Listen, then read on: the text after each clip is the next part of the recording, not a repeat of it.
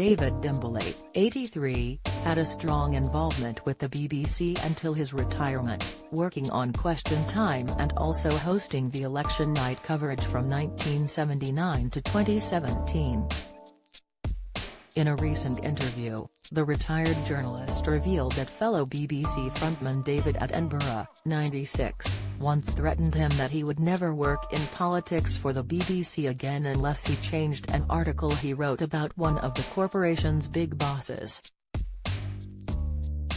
David spoke about the row he was involved in during the early 1970s with former Prime Minister Harold Wilson. As Labour unexpectedly lost the 1970 election, David called this the biggest bust-up with a political party the BBC had ever provoked.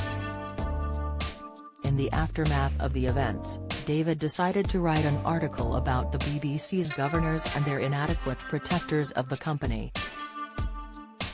As his contract required, David showed the letter to the BBC and the director of programmes at the time, David Attenborough. David told the Daily Telegraph, the director of programmes at the time, taking a break from filming Gorillas, was David Attenborough, whose ability to enforce difficult decisions with great charm had landed him with the nickname the baby-faced killer.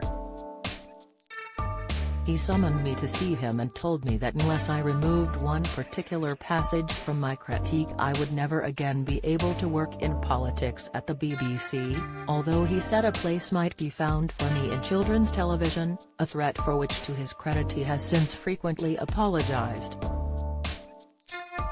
I cannot remember whether I obeyed. I think I must have done it because I never appeared on Blue Peter. The veteran broadcaster recently came out of retirement to take over the BBC commentary of Queen Elizabeth II's committal service.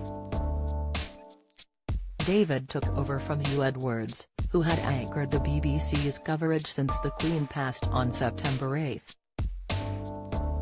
He worked alongside Kirsty Young for Her Majesty's funeral at Westminster Abbey on Monday.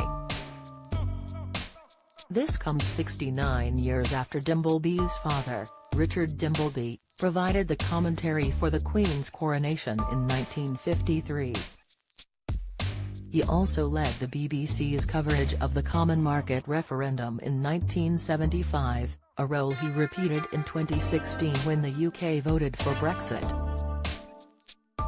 Although best known now for election nights and Question Time, he led coverage of the funerals of Diana, Princess of Wales, and the Queen Mother.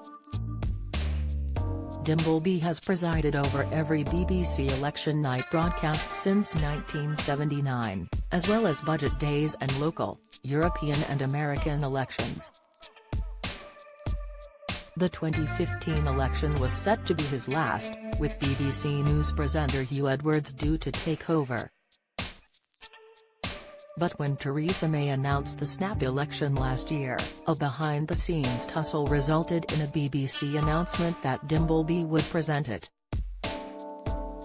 Dimbleby, who took over on Question Time from Peter Sissons in January 1994, left the show in 2018 and was replaced by Fiona Bruce.